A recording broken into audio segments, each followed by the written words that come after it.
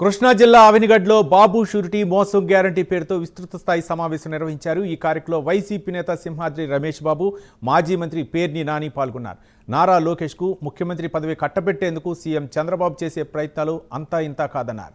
ముఖ్యమంత్రి చంద్రబాబు త్వరలోనే పవన్ కళ్యాణ్కు వెన్నుపోటు పొడిచే యోచనలో ఉన్నారన్నారు. వైసీపీ నేతల కార్యకర్తలు పైన ఎన్ని తప్పుడు కేసులు పెట్టినా, బెదిరింపులకు గురిచేసినా భయపడే ప్రసక్తి లేదన్నారు. సూపర్ 6 పథకాలు ఇవ్వకుండానే పూర్తి చేసినట్లు చెప్పుకోవడం పద్ధతి కాదన్నారు. గత 5 ఏళ్లలో వైఎస్ జగన్ తీసుకొచ్చిన సంస్కరణలు దేశానికే ఆదర్శమని మాజీ మంత్రి పేర్ని నాని తెలిపారు. షూరిటీ భవిష్యత్ బాబు షూరిటీ భవిష్యత్ గ్యారంటీ మీరు నమోదు చేసుకున్నటువంటి మీ సంఖ్య నంబరు ఇలా ప్రతి ఒక్క వ్యక్తికి కూడా ఇంటింటికి తిరిగినప్పుడు వాళ్ళు ఇలా ఇచ్చారు. చూడండి, బాబు షూరిటీ భవిష్యత్ గ్యారంటీ.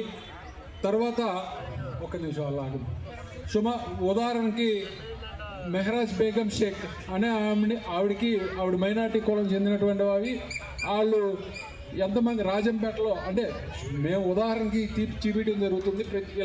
ప్రతి నియోజకవర్గంలో ప్రతి తెలుగుదేశం పార్టీ నాయకుడు కూడా ఇంటింటికి తిరిగి ఒక మిస్డ్ కాల్ ఇచ్చి వాళ్ళ తర్వాత మీకు ఎంత వస్తాయి, ఆడబిడ్డ నిధికి ఎంత వస్తుంది, మహాశక్తి ఎంత వస్తుంది, అన్నదాతకి ఎంత వస్తుంది, యోగాలలో అంటే నిరుద్యోగ వృత్తి అనమాట, ఇవన్నీ ఎంత వస్తాయి అని చెప్పి మీ ఇంట్లో ఎంతమంది ఉన్నారు, దీంట్లో ఎంత వస్తుంది, దాంట్లో ఎంత వస్తాయి అని చెప్పి లెక్కలేసి ప్రతి మనిషికి 3,30,000 మంది 3,30,000 రూపాయలు మీకు ఏడా వస్తాయని చెప్పి చెప్పినటువంటి పరిస్థితి. చూడండి ఏ రకంగా అయితే ఇవన్నీ మనం కల్పితమో లేకపోతే మన ఇంట్లో రాసుకొచ్చి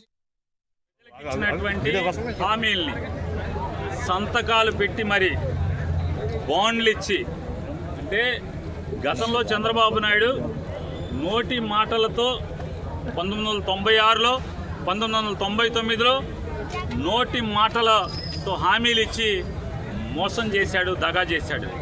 2014లో కాగితం మీద సంతకం పెట్టి మరి హామీ పత్రం ఇచ్చి దగా చేశాడు. 2024కి వచ్చేప్పటికీ తన సంతకానికి కూడా విలువ లేక పక్కన పవన్ కళ్యాణ్ అనే అతను ఇంకొకటి సంతకం పెట్టుకుని తోడు సంతకం పెట్టించి హామీ సంతకం పెట్టించి ఇవాళ ఎంత నీచానికి దిగజారంటే ఈ దగా చేయటంలో, మోసం చేయటంలో కొత్త పుంతలు తొక్కేటువంటి పరిస్థితిలో నారా చంద్రబాబు నాయుడు గారు వచ్చాడు.